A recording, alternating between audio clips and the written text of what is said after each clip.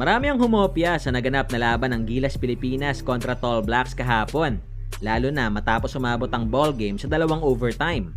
Pero sa kabilangan ng dikdikang laban at grabing effort na ipinakita ng Gilas kontra New Zealand, sa naging panayam kay Cone, di niya rin naiwasan na magpakita ng pagkadismaya on that loss.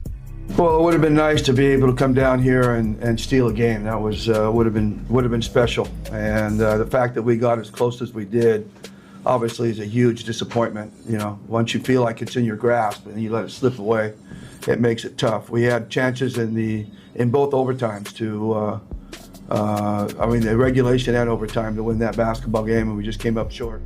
Pero maliban sa pagkatalo, maraming fans din ang nadismaya sa mga desisyon na ginawa ni Cone lalo na sa mga huling segundo ng laban. Kaya naman sa naturang panayam, sumagot din si Cone dyan.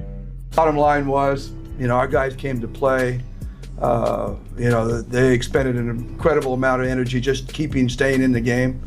Went down by 12, I think 11 or 12 points early in the game and battled back. Got ahead by 7, I think. But again, we just couldn't hold it. But we missed some free throws, probably fouled a few times we shouldn't have, and that was really the story of the game. Samantala sa kabilang banda, matapos ang tapatan, nagbigay din ng insight sa itong isa sa mga leading guard ng Pilipinas na si Dwight Ramos.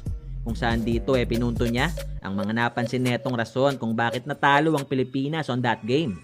I think the reason is because they're so physical, pressure the ball, and it makes it really hard for us to get into the offense.